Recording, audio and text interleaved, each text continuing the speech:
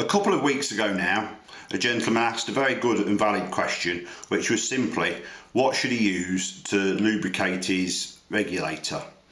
So we'll answer this in a couple of parts, and we'll firstly start off with what you mustn't use. Now, what you mustn't use is generally an oil grease that you'd probably most typically have around your house, garage or workshop, and these are most typically mineral based or petroleum based oils and lubricants, such as this 3-in-1 multi-purpose. As you can see on the back here, it says it's suitable for push bikes, door hinges, child swings, wheelbarrows, secateurs, typewriters, etc, etc. So generally around the home this is a very good lubricant to use, but you mustn't use it on your airgun regulator. We say this because most of the oils and lubricants like this, which you typically use on your putting your car engine or grease and oil up your push bike or lawnmower parts with, have got a very low flash point, which means they ignite and catch fire or explode or combust very easily.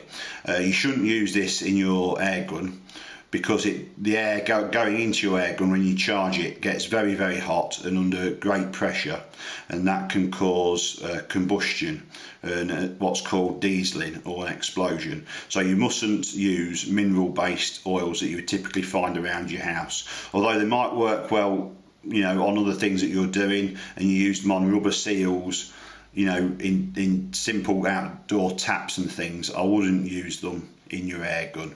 The reason for this is, and I'll quickly explain, we're back to the small model engine that we've seen before. Some of you will be familiar with little model diesel engines, other people won't. Now, these engines don't have an ignition spark, they don't have a coil heater in them like a car diesel engine. They simply work on compression, and all it is the piston. When the engine goes round, the piston goes up and down. You might be able to see through the slot, and it causes high compression in the head. The compression in there is enough to cause an explosion and for the engine to run. So this is some fuel for this engine that I've made up. You can see the oil hopefully here has settled into the bottom of the bottle because it's been stood for some time. So this fuel is a bit like you're using a two-stroke engine. It's fuel and oil, but basically the fuel and the oil are different refinements of the same original chemical. So the fuel element is far more refined than the oil element, but mixed together, one lubricates the engine as it works and the other one works it.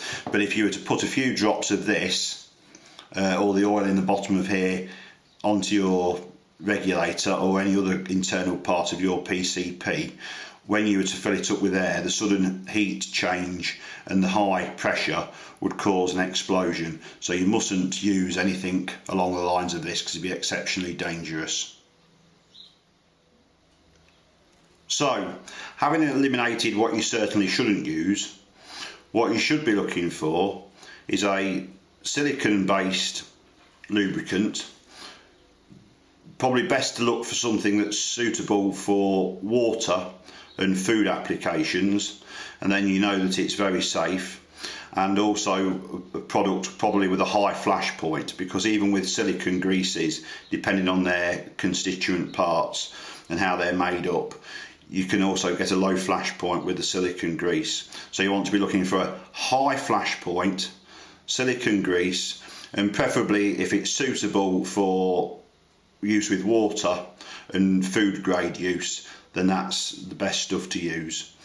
Now, choosing the right silicone grease is actually going to be quite a boring process, and what I mean by boring is the regulator isn't something that's under any particular form of load.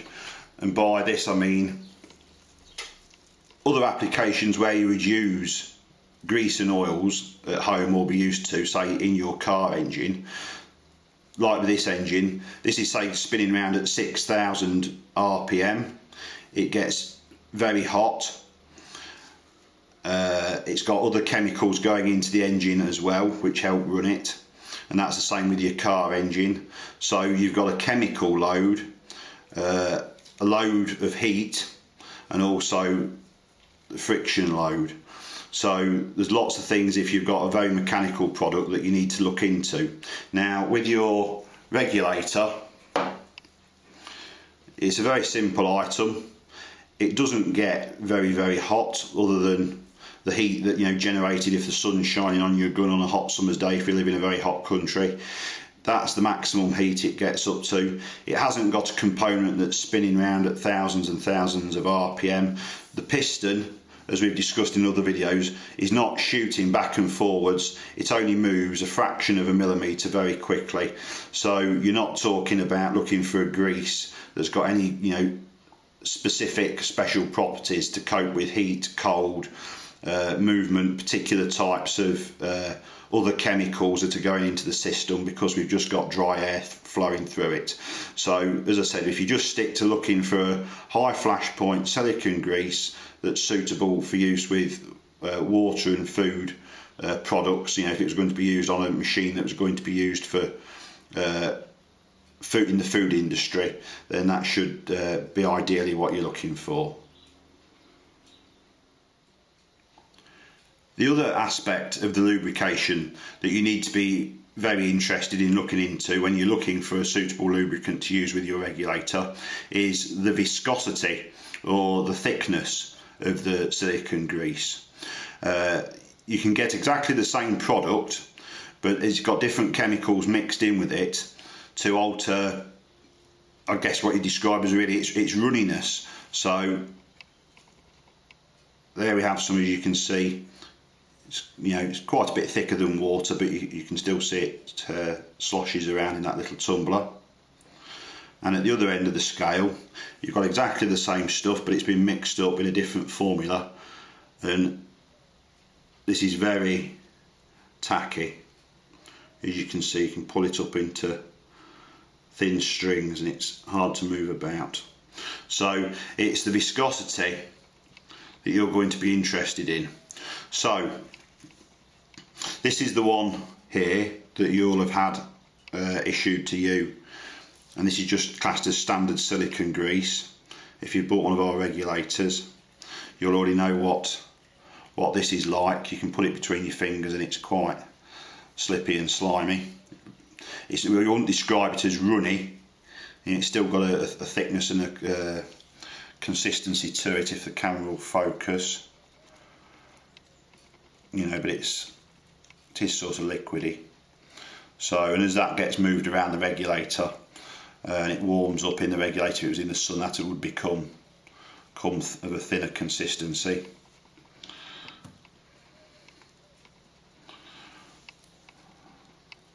This is the next thickness that you can generally get, which is just generally called higher density silicone grease. And then the one on the end, the very thick one, is sometimes called high tack, because it is quite thick and tacky. So the one that you want to be looking for is just a sort of really the standard consistency silicone grease. It's something that's easy to smear around between your fingers and rub onto the seals.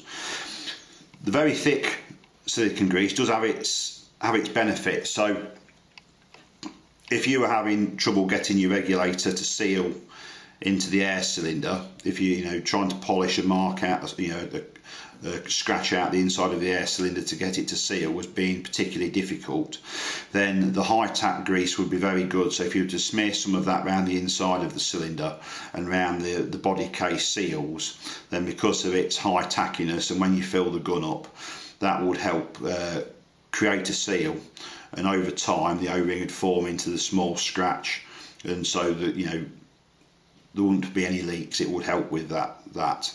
But generally that's the only thing I'd use it for. I wouldn't use it in the regulator because it is a little bit too thick and tacky, and it would cause the piston, although the piston moves only a little bit, it would slow it down a little bit, and so the seal on the seat in the back might not be as quick as it should be. So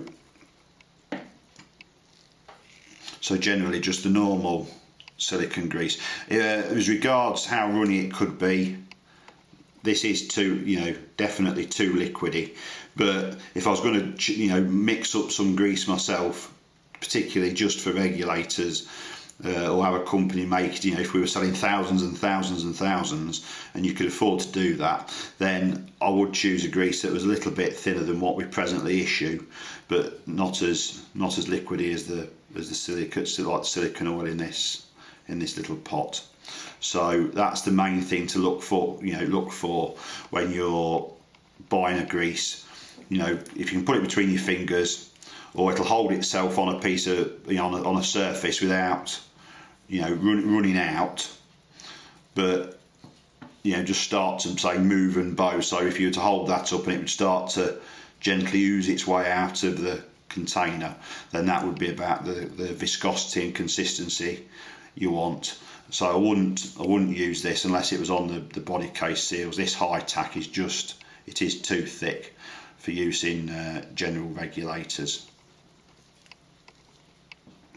One of the reasons we say not to use the very runny lubricant, it is quite good. There's nothing wrong with this as a lubricant.